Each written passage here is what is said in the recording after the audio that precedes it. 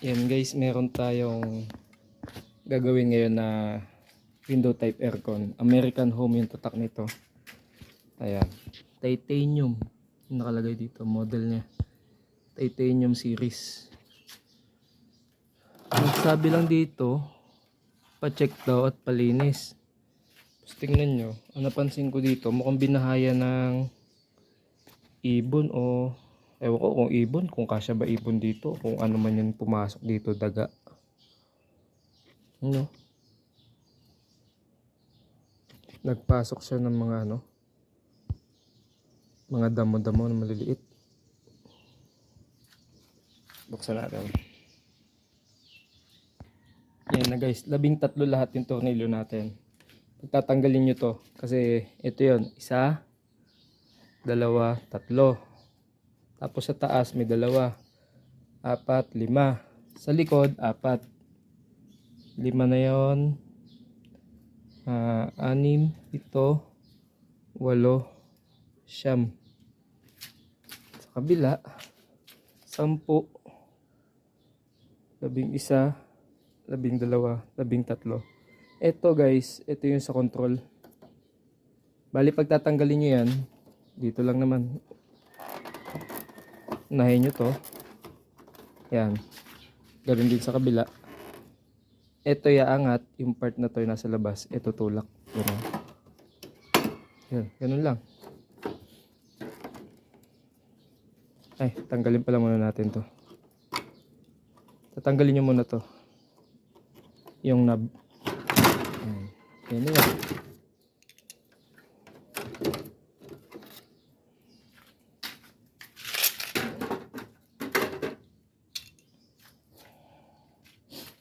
Then ito, pag natanggal nyo na yung tornilyo, angat na lang yan.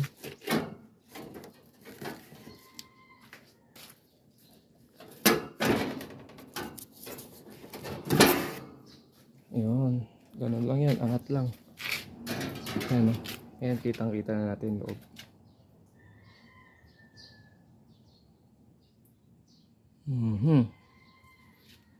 Babawasan muna natin bago ko i-testing. Testing muna natin bago natin linisin talaga. Para alam natin kung may sira. Yan na guys, ang dami natin natanggal pero ang dami pa naiwan. Bali, ang gawin ko na lang muna dito, linisin ko muna. Para sigurado tayong walang sumasabit. Linis muna, then tsaka natin testing. Hindi ko na muna matetesting to ng before. Kasi dami sa loob. Na guys, nakalas na natin lahat. Hindi ko na naisa-isa sa video kasi mag-isa lang tayo, walang tagahawak ng camera. Ito, natanggal na natin yung fan blade. Yan na lahat ng cover niya. Ito yung styro, yung dalawa, taas. Ito yung baba, ito yung taas.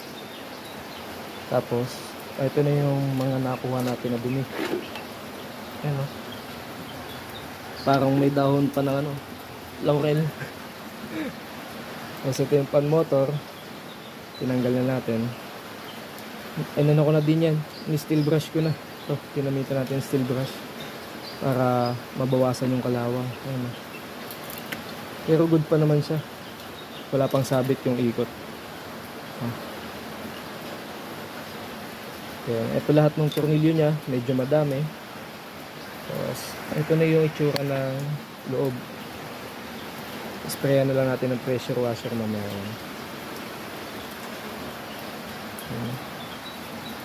Uulan pa kasi, kaya maya tayo maglinis.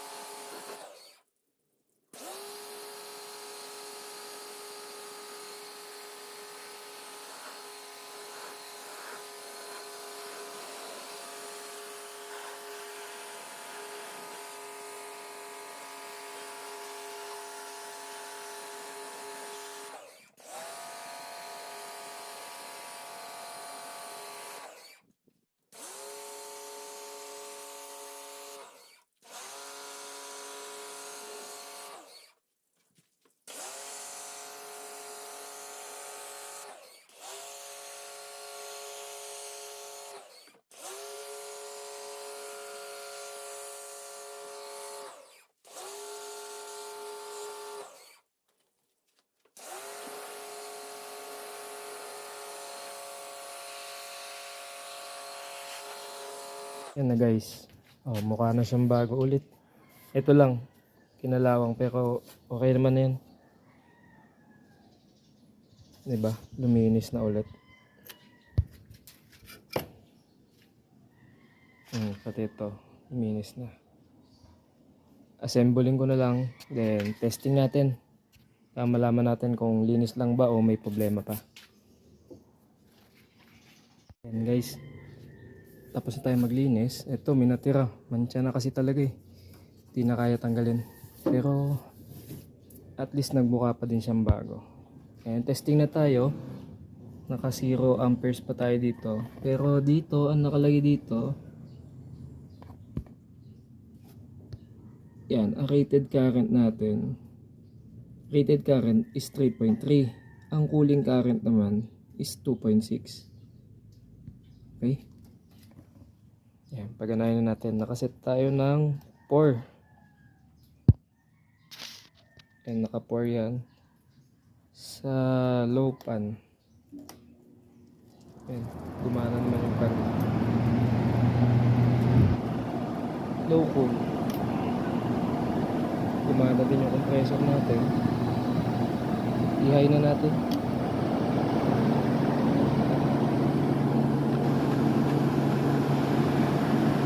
Yan, naka-high pan yan. High cool.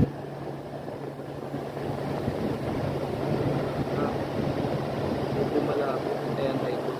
High cool, naka 4. Meron na tayong 1.75 dito.